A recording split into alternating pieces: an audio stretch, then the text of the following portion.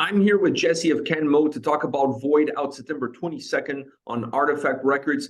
And it looks like you also have received a large shipment of merch. Got about 10 boxes there for the North American efforts. It looks like you're ready. You're ready to rock and roll, not just with the release of an album, but with new merch. That's always a great sign. Oh yeah, and that's been the story of my life for what, at least the last year, with the Null record coming out and stocking up on merch for that, and then we've got a fairly busy fall this year. Although a bunch of the stock's sitting in Europe right now because that's where we're headed first. So before we talk about the touring and the shows and everything else, let's talk a little bit about both Null and Void. I love the sequence of Null and Void. I mean, it's a really super intelligent play on words. But beyond the play on words, what do these records have in common, more so than what do they have that separates them from one another? Well, the big commonality being they were written in the same, well, time period-ish. Most of Void was written in 2021, most of Null in 2020, but it was all part of the same writing session through the pandemic, and we recorded it all at the same time in 2021. I guess it was October of that year. It was like literally this album's been sitting waiting since January 2022.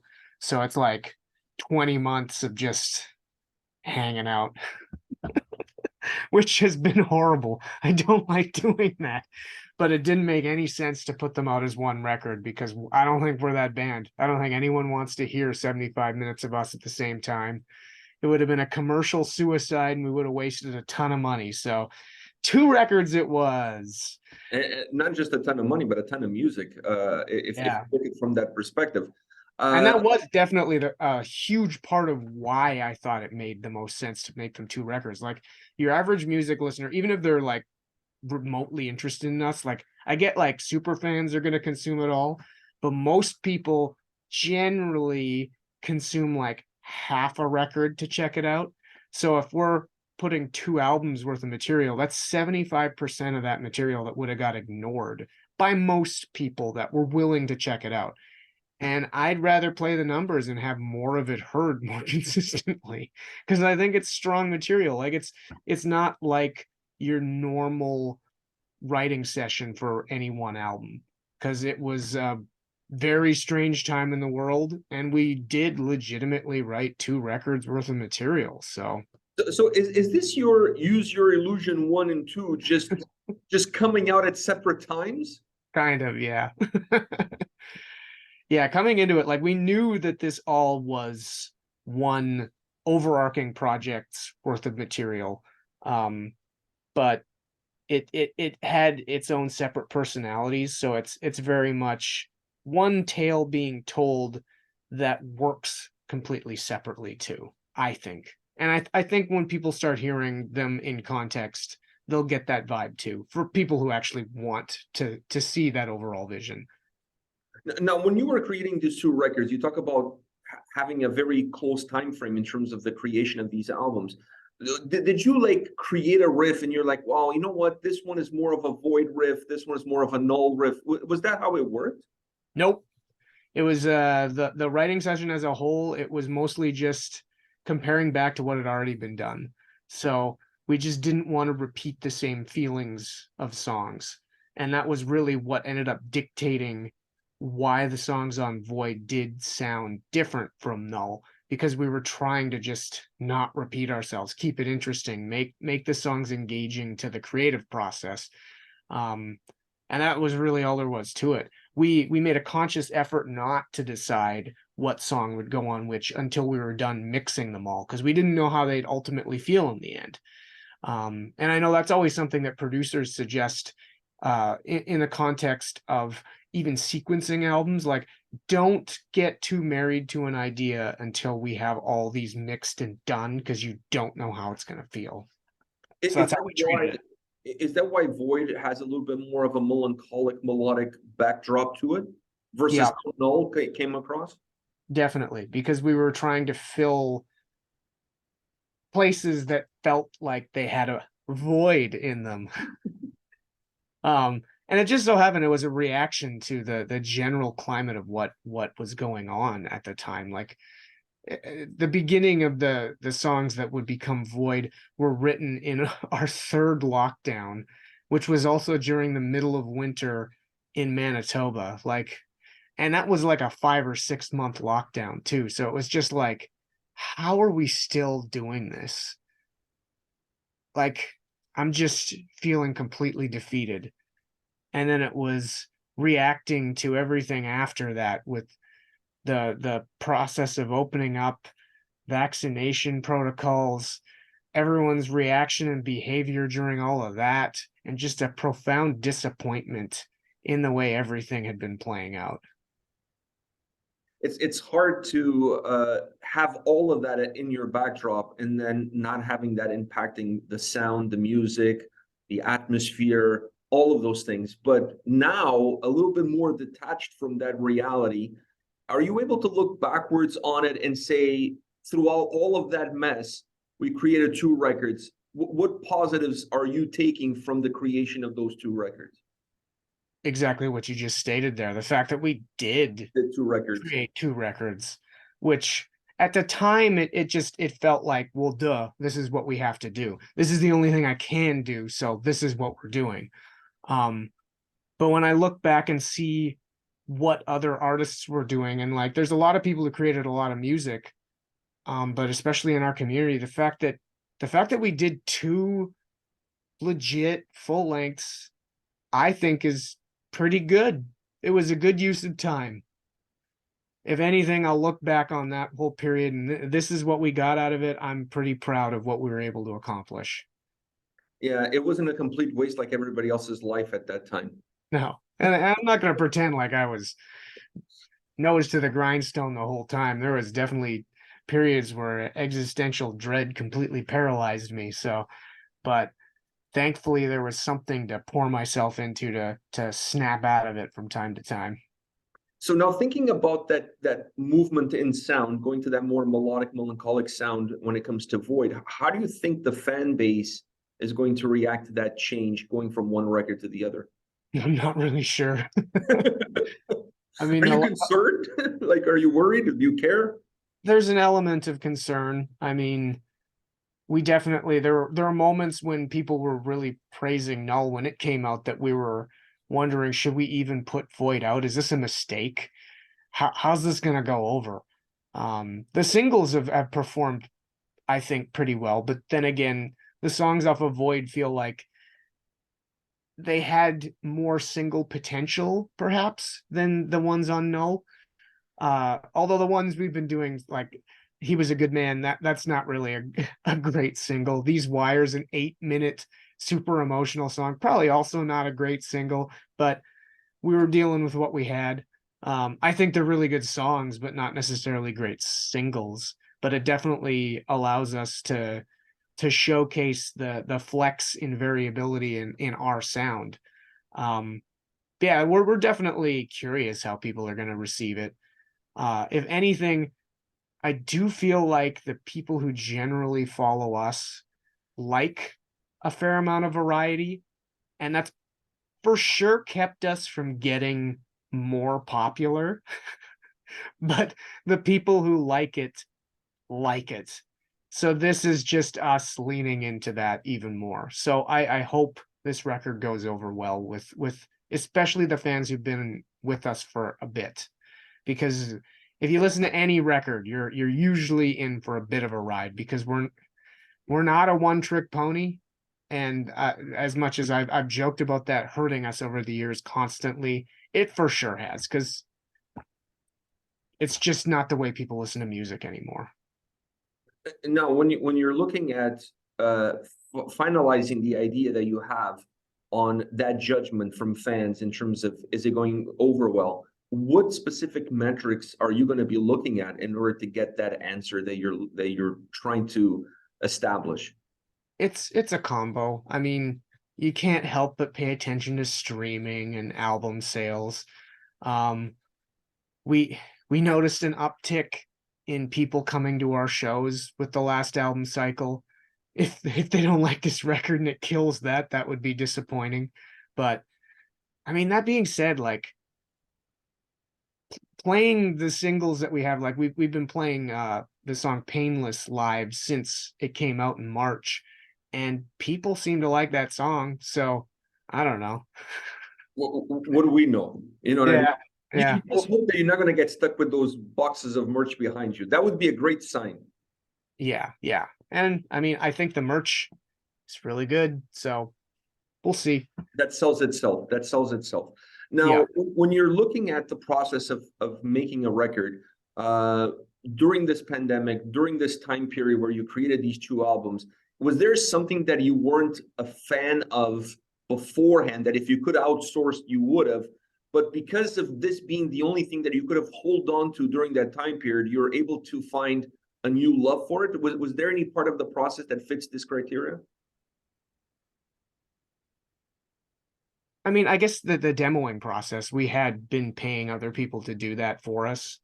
And because of just the sheer abundance of time and all other outlets being closed off, I learned how to do that on a computer myself. Like I used to demo things on a 4-track years ago, dating back to me being in high school in the 90s. And I actually demoed our Success record the same way. And I'd been trying to find a better way to demo things on our own, and it was strictly the pandemic that gave me that boot in the ass to do the thing and learn how to do it. So I'll never go back. Like I'm very thankful that I acquired those skills, and we will for sure be using that with whatever's next, because I'd be stupid not to. But otherwise, I don't know. I leaned in more to mail order because that became the only way people can buy records and support bands through the pandemic, and we continue to operate that. So I just got used to needing to send out shipments every week. So it's just a part of my life now. When you look at the guitar sound on this album, considering that you had that thought process of moving in into a more melancholic experience, did that impact you as far as the guitar sound, as far as the tuning is concerned? How did you approach that process? Tuning, no. The tuning was exactly the same for both records, and it was actually the same that it's been for most of our career. I just migrate that bottom string all the time. And it was all in A sharp anyway. So in terms of the actual sound, like we've played around with these types of sounds since, I'd argue, our second record, but it's always done sparingly. And I think we leaned more into it simply based on the experience of what we went through. And also just emotionally, I feel like it fit better. We kind of let Scott flex some of his more goth and post-punk influences a little bit more on some of the tracks, because it felt like just something different from the Null material. But it's all still very much been a part of what this band's been about. But yeah, I think it's more so a matter of leaning into that sound as opposed to sprinkling it in. You also mentioned the numbers in terms of going up as people attending shows. You also mentioned you're going to Europe. So what's the tour schedule for you now, considering that this album comes out in a couple of days, weeks? Yeah. Well, we're doing 3 weeks in Europe, playing Amplifest in Porto, closing that tour off, actually playing Lingua Ignota's last show as Lingua Ignota. So that'll be cool in London, which it's been 5 years since we've been there. I'm hoping the European shows go well. And then we're doing a short West Coast and Central Canadian run with Baroness, because they're doing a big, huge tour that they're getting different direct and opening acts in all the different regions, which is a cool approach. They're getting to play with a lot of really awesome bands. So it's an honor to be a part of that, getting to do that stretch with them. And then we're capping the year off with Decibel Metal and Beer Fest in Denver, so which will have to be cool. Cool. They asked us to do it a number of years ago. I think it was before our Loved record came out, and we just couldn't make it happen. So it's taken like 6 years to get back to being able to do one, and I want to live that up. yeah, I don't know what 2024 is going to bring, but we're hoping that we can maintain the trajectory we've been on, with the shows all being better than anything we've really experienced before, and getting opportunities to play really cool fests. Like, we hadn't played Roadburn since 2015, and we played that this April, and it was absolutely incredible. It's just, it feels corny to say we're just thankful to be invited to the party, but that's legitimately the way we're feeling, because we kind of felt like we were starting to get opportunities at the beginning of the 2010s, and then people just decided like we weren't cool anymore. It had been like 10 years of exile, and now people are for some reason liking what we're doing again. I guess everyone's just that unhappy. I think it's like fashion, you know, everything comes in cycles. So you guys are back in again. Yeah, I wouldn't go that far.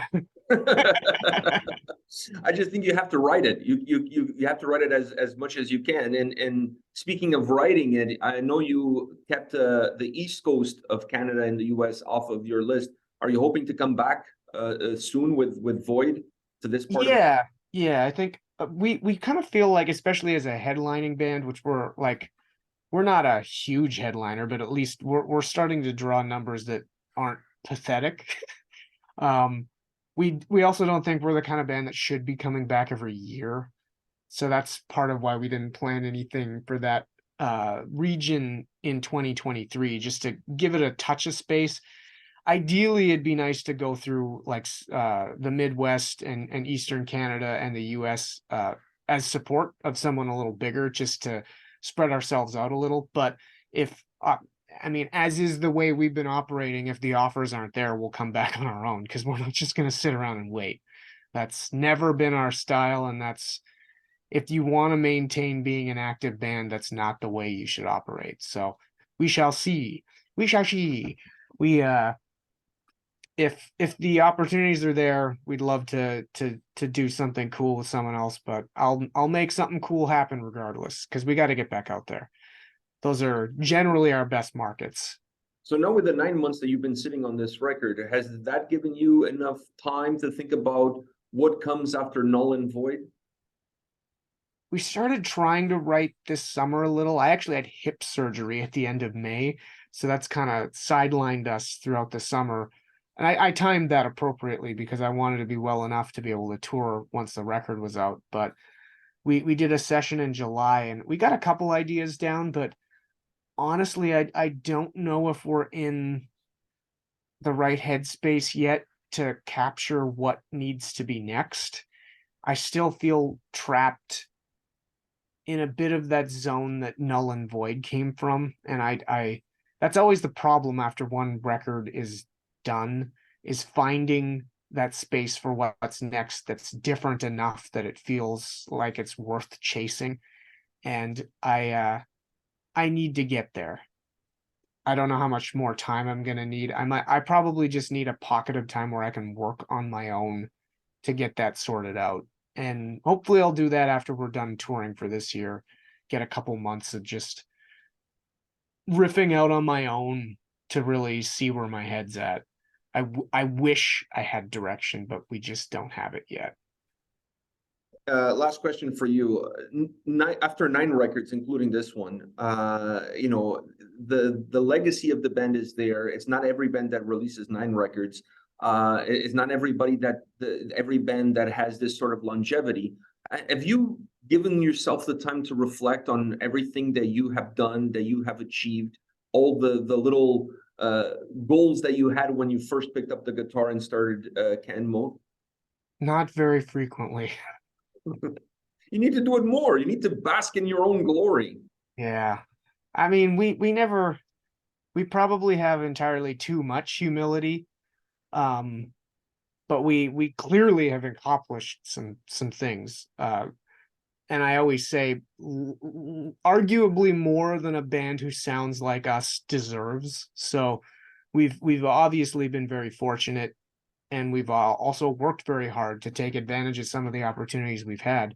So I just want to continue doing the thing and creating and scratching that itch, and hopefully people will appreciate it. If we can ride off some sort of clout based on our longevity, that's awesome. I will do so.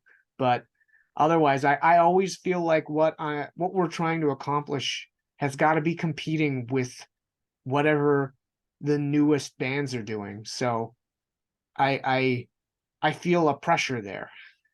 And it's funny because like usually older bands are competing with versions of their former selves, and I don't ever feel that because we really haven't had a record that was a hit in any way, any sense, not even an underground hit. So I feel like we're competing for attention along with all the new bands.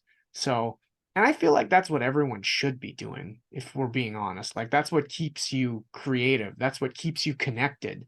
So I don't even know if I've answered the question. I've kind of veered No, but off. now you did, but now you actually made me think about something. So do you look at each record almost like a debut album from your standpoint?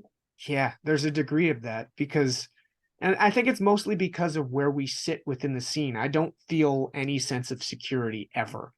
We always feel like this one could be the one that people stop paying attention completely. So you have to continue working and creating at the highest level you possibly can.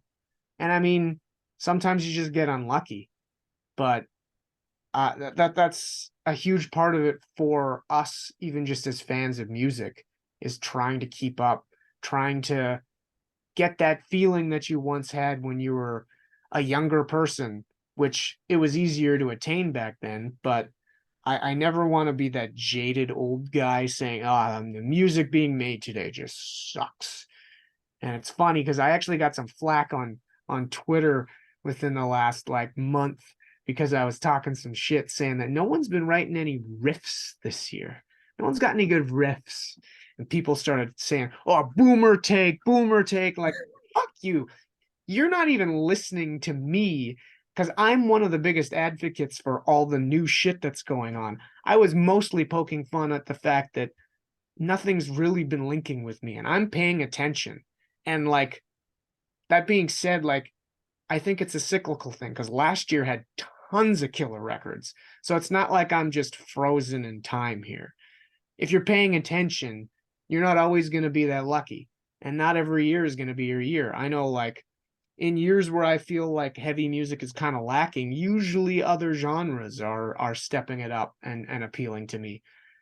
It just so happens that this year I think it makes sense because there was so much raw emotion creating new material over the pandemic, and 2022 was kind of the year when everyone was putting everything out because they could actually support it on the road. So it doesn't surprise me that I'm not entirely stoked on 2023, but See, I feel differently. I actually feel the other way around. I feel like 2022, everybody was putting stuff out. It felt very pandemically driven, if you don't mind the pun there. yeah. And it didn't connect with me because I felt like, man, I need to escape this mindset, not be reminded of it. So I'm actually connecting more with records this year than I am with records from last year. But I get your point. I think it comes down to your own personal baggage that you bring in. And taste. Like for me, I wanted that raw emotionality. Uh Whether or not I'm like wasn't even necessarily picking up on sentiments of the pandemic. I think it was more, especially with some of the more extreme music, the rawness of it all, because it undoubtedly uncovered pretty raw sentiments because everyone felt about as fucked up as they possibly could through that period. Go figure. But yeah, I don't know. I'm sure I'll find some stuff at the end of the year here with in 2023, but it's just not a lot that's been really scratching that itch. Yeah, just try to stay away from commenting on Twitter like that because everybody will come after you with pitchforks. Oh yeah, a few people did, Next and thing you know, they're trying to cancel you or something yeah, like or threaten me. Yeah, that. Well, whatever. or they'll order a shirt from you just to know where you live, and then they can come over and gripe with you in person. Well, joke's on them. I don't include my address on any of those shipments. Don't say that, because at least this way you can sell some extra shirts. I mean, it is my home. Yeah, it's right there, right at the top in bolded letters. All right, Jesse, thank you very much for taking the time today. Can Mode album Void coming out September 22nd. Go pick it up. We'll put the links to the pre-order on the description of the video. Once again, thank you very much for your time. And thank you, sir. Good talking to you again. Yeah, take care. See ya. Later. Bye.